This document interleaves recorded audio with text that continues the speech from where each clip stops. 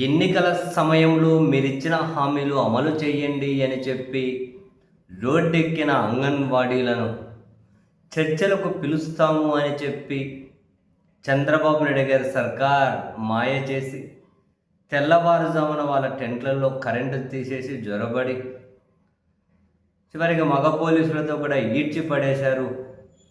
ఇంత దారుణంగా మమ్మల్ని మోసం చేస్తారా అని అంగన్వాడీలు కేకలు పెడుతూ ఉన్నారు.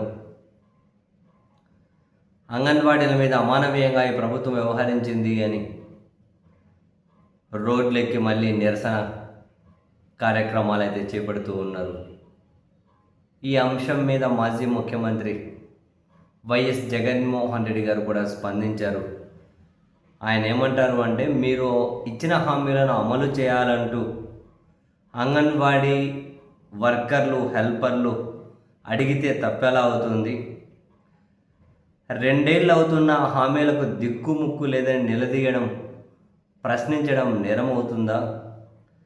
అంగన్వాడీ వర్కర్లు, హెల్పర్లపై మీ దమనకాండ అత్యంత హేయం.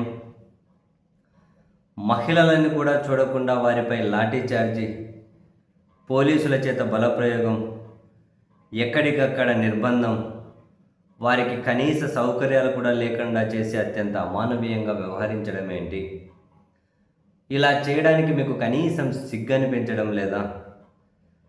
వాళ్ళు ప్రజాస్వామ్యయుతంగా, శాంతియుతంగా ఆందోళన చేస్తూ ఉంటే ఈరోజు ఉదయం చర్చలకు పిలుస్తామని చెప్పి ముందు రోజు రాత్రి నిరసన శిబిరాలకు కరెంటు తీసివేసి కంచెలు వేసి కనీసం ఆహారం, తాగునీళ్ళు కూడా అందకుండా చేయడం అత్యంత దారుణం, పాశవికం కాదా?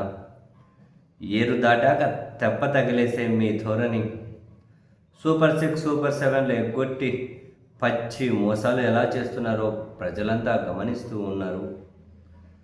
ఒక్క అంగన్వాడీలకే కాదు, రైతులకు, విద్యార్థులకు, మహిళలకు, ఉద్యోగులకు, వివిధ వర్గాల వారికి మీరు చేస్తున్న అన్యాయాలు, మోసాలు, వెన్నుపోట్లు శిశుపాలుడి పాపాల్లా పెరుగుతూనే ఉన్నాయి. దీనికి తప్పకుండా మీరు మూల్యం చెల్లించాల్సి ఉంటుంది. చంద్రబాబు గారు, మీరు తక్షణం అంగన్వాడీలు, వర్కర్లకు క్షమాపణలు చెప్పాలి,